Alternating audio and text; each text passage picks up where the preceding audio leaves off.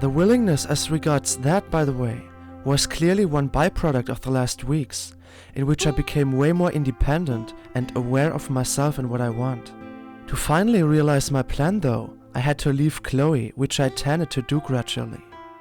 It was for a higher purpose, so to say, and that alleviated the separation for the most part, so that I slowly lifted the embrace and said goodbye in my own way. Before I say goodbye, could you pinch me, please? Pinch you? Why would I do that? Well, just to prove that you're real. I mean, so far I only had those moments in meditative imagination or dreams, but never in reality. And to be honest, it is just too good to be true. At first, she struggled with the interpretation, but ultimately came quite close to the intended one. Evaluated by her response, there was no doubt about that. She namely kissed me and asked afterwards, "Do you need more proof of me?" Well, paradoxically, with every piece of proof, it gets more surreal, but who says that something seeming surreal is unpleasant? So maybe a little bit more proof. I kind of receded a bit when I became aware that I did nothing else than paraphrasing the idea to kiss me.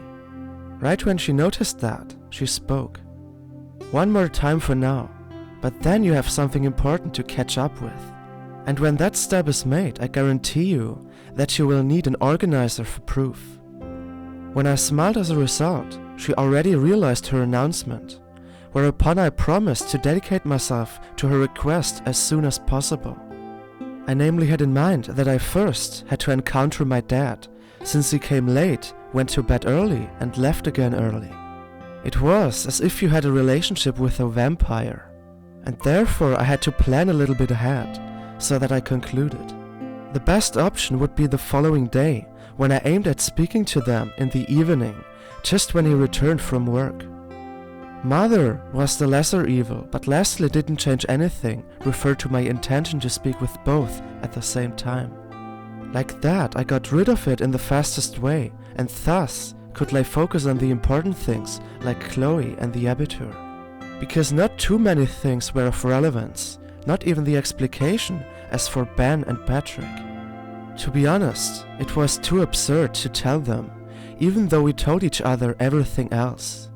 I only intended to speak with my parents because it was unavoidable, otherwise I would have found another way. But however, to finally get to grips with it, I raised myself from the bed and left in the usual manner, waving, blinking and so on. The only thing being different was her last sentence, in which she told me to stay in standby mode as regards the date of her release. She planned that meeting at her parents' house, as I recalled, in which I would be acquainted with the further match plan. But once more, until I received that update, I had to proceed with my own matters. So I drove home and planned a little bit for the following day, when I wanted to exclaim my revelation. During the evening, I saw clearly that both my mom and dad looked at me with question marks in their eyes, as to where I was going all the time. I mean, they knew me, or better my behavior, and therefore noticed clearly that I was doing something I haven't done before, namely visiting my friends almost on a daily basis, while before the same happened weekly at the most. Only logical that it aroused curiosity. When I observed them more closely, I saw myself in them, asking what the heck was going on, longing for answers, and in this regard, I was sure that they would have confronted me not much later. Fortunately, my intention was already prepared to initiate everything, which brought certainly the momentum on my side, whereas the reaction on my parents' initiation most likely was a little bit more intricate, because then I was forced to explain. And otherwise, I wanted to explain. But for the moment I had to distract them from craving too much for answers. So I chose the default topics like football, Formula 1, super awkward TV shows and even school, as it presented the opportunity for everyone to settle down and to not ask questions about the wrong things from my perspective. All in all, it was a felicitous transition for the next day, which made me go to bed quite early compared to usually. I wished my parents a good night, and with that, kind of excused myself for the imminent need to go to bed so soon, after which I proceeded to my room. Before I made any attempts to sleep though, I pulled out my phone to write a little lovely message to Chloe, adumbrating the anticipation to see her again and that she should keep me updated about her release. Then I shut down my phone, my senses, and for the most part my thoughts, to go to dreamland not much later. The first thought when I woke up was shaped by the awareness of the next exam I had to pass. Exam in the sense of a challenge, as there was no such thing as a grade, only approval or disapproval. In this aspect I referred to psychological means at first, which ought to prop my thread of coherent statements. But later on I had to admit that if I indeed was bent on applying them, I would have to prepare myself for weeks, as there were so many facts to consider. At some point I made therefore the arrangement to speak with them just in my own manner, and then see what happens. Before I got entangled too much with subconsciously manipulative techniques and had a high likelihood for failing at that, I rather did it in my own style. Yeah, that also contained the chance of a failure, but if so, it was at least my person who failed, and not some alter ego trying desperately to wrap my parents around my finger. Accordingly, my strategy dealt with explaining step by step what happened between Chloe and me and what the current status said. Thus, I laid any attempts to elaborate highly strategical maneuvers aside and let the hours of the day pass. Even during school I was mainly thinking about the evening, even though we had stressful intensive lessons to endure. The thing with my parents took precedence over anything else, although that enlightenment of theirs was linked with something else in return, namely progress with the matter between Chloe and me. And since that was, inter alia, depending on their reaction, either they gave me green light or not, the tension within me rose more and more throughout the day, until I finally initiated when my dad arrived at home. "Dad, good evening. Do you have something left to work on, like any bureaucracy of some sort?" "Why do you ask?" He asked me a little bit confused. "Because I want to speak with you about something." He slightly nodded, as if he already knew what the matter was. I took it as an allusion according to which he prepared himself for the talk, so I directed my attention onto my mother, who was in kitchen at the time preparing dinner. That dinner would be procrastinated because of me didn't molest me. I just wanted to clear the air. Anything else was not of relevance. After all, they, as well as I, already have been waiting too long for the real talk. They were yearning for that, because both of them just agreed with me and neglected the food. With the opportunity to warm it up again, they walked straight into the living room and one after another sat onto the sofa while I stayed in the kitchen to inhale deeply. Consecutively after some moments, I motivated myself by declaring my deed as what has to be done and caught up with them while sitting myself right on the opposite side, face to face with my parents. Not gonna lie, the atmosphere corresponded perfectly to the one prior to a revelation or a coming out. I dared to presume that they certainly thought about such a mainstream coming out for some time. But to prevent such apprehensions from occurring, I initiated once more, while slowly getting a feeling in terms of initiating a speech. Besides, Chloe likely also felt that way when she talked to me about it, and therefore it motivated me even more, so that I ultimately started explaining. "Mom, Dad, you surely have noticed that I was in a kind of erratic mood recently, spending a greater amount of time away than at home. I have to excuse myself for that, but it happened for a reason. You surely recall this person you met inside the hospital, the girl with whom I shared a room, Chloe." Right when I finished the introduction, I observed my dad faintly smiling, and I could comprehend the conclusion he drew, because what's likely the cause when your teenage or adolescent son pretends to visit his friends and afterwards talks about a girl? While my mother kept her composure, I could see that my father almost stood up to congratulate. He was roughly correct, referring to the point that there was something like a girlfriend in my life, even though he didn't know anything about the exact circumstances. But for those led up to the explanation of my future actions, it was now my priority to elucidate. So before my dad could jump into any further action whatsoever, I continued. Throughout my residence inside the hospital, I saw that there was more to her than just a random acquaintance with a stranger. Strangers come and go, but with Chloe it is different.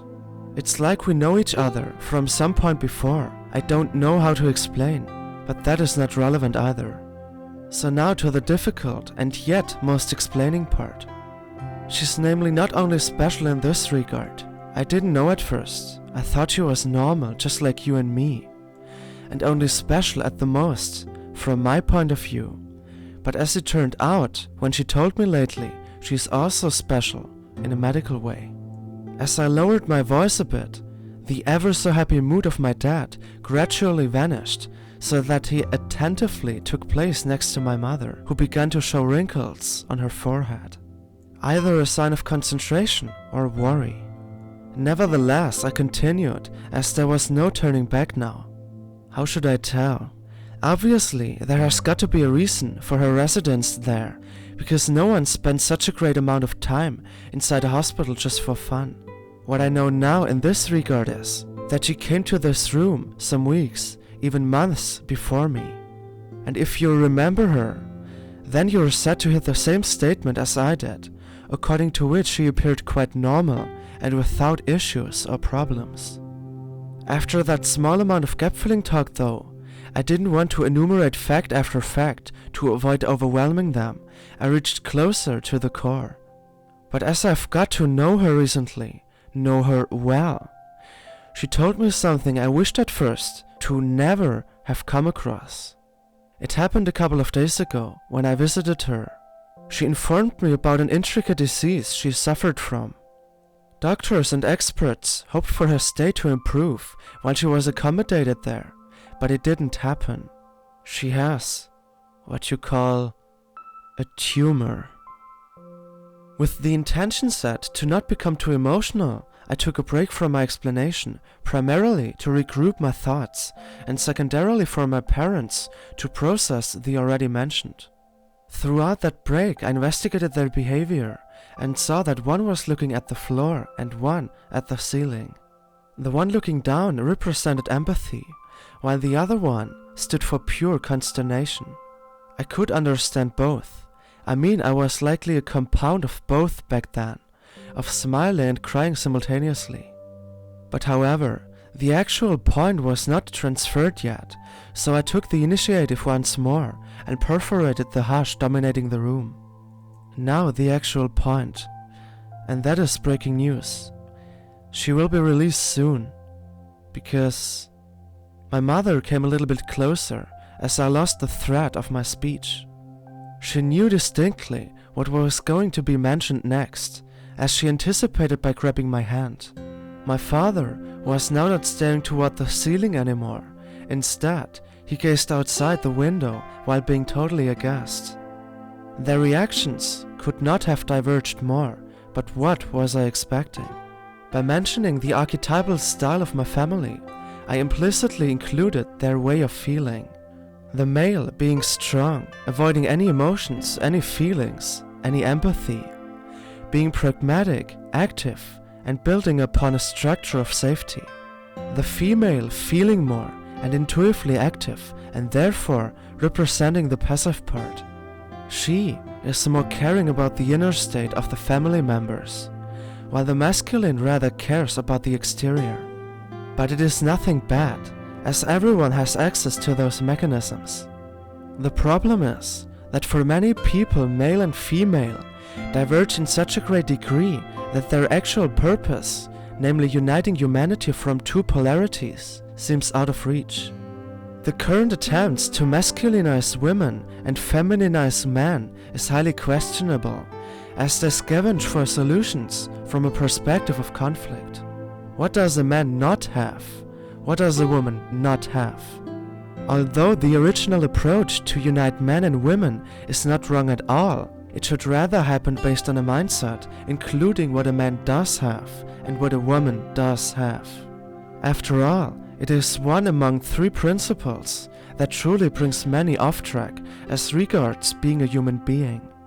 Racism with its thought referring to the superior race, sexism with its thought about the superior gender, and of course religion with its concept of the superior faith. All focus lies on concurrence instead of considering the fact that everything can only be united in harmony. Two or more parts can only merge together when they accept the other and themselves alike. Everything else creates war, and do we need more evidence? The superficial contradictions those categories stand for, what makes them different from each other? But what about the core that mostly describes the same? Only because someone has superficially another skin tone or national origin, black or white, Scandinavian or Latino, doesn't mean at all that those differences have to be exterminated. Deep within us, whether we come from Asia or America, we long for the same things: love, X-dimensional unity, three-dimensional togetherness. But as mentioned, how can those settle when we wage a war against them, when we push them away instead of inviting them? Indeed, much needs to change, and many have many resources for change. Basically the power you can't compromise with money. In fact, the new age currency, would they only realize.